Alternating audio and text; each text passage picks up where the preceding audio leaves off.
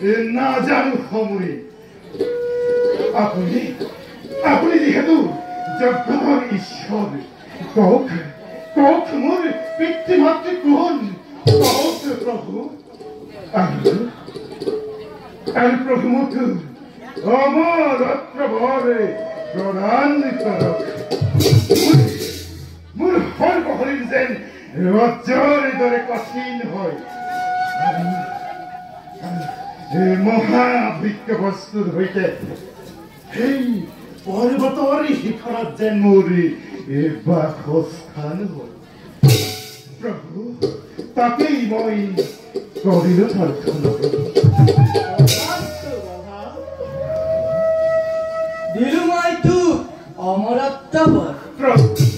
তোৰ শৰীৰ বজ্ৰৰ দৰে কঠিন হওক কিন্তু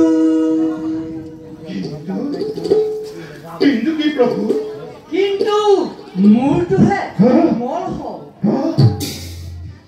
বহা মূৰটোহে কোমল হওক দাপৰ যুগত মই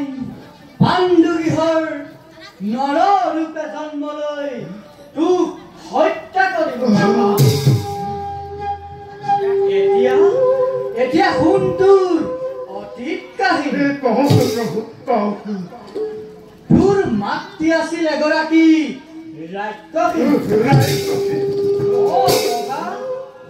আৰু পিতৃ আছিল এজন ব্ৰাহ্মণ তোৰ মাতৃয়ে ব্ৰাহ্মণক প্ৰতাৰণা কৰি বিবাহ পাশত আবদ্ধ কৰাইছিল আৰু সেই সত্য ব্ৰাহ্মণে জানিব পাৰি তোৰ মাতৃক দিলে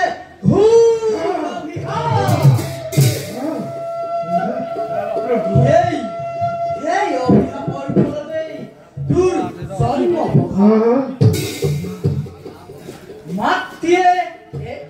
মাতৃয়ে এৰি গল তোৰ সেই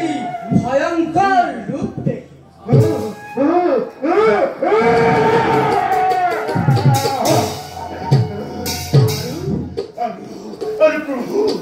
আৰু পাছত বজ্ৰকীট নামে অসুৰক বিবাহ কৰাই দুই ভাতৃ দিলে জনম বগা তই অচিৰেই তোৰ দুই ভাতৃক লগ পাবি আৰু হিমালয়ৰ ওপৰত বৈদ্যুৎগিৰি নামে নগৰ পাতি তই সুখেৰে বাস কৰিবি মই এতিয়া আহিলোহে প্ৰভু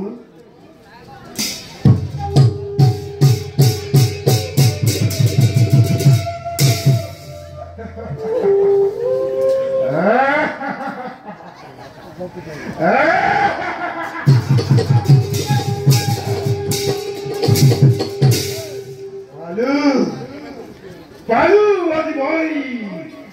মনো নত পৰে আজি হন্তে ভাগৰি হৰিব শক্তিমান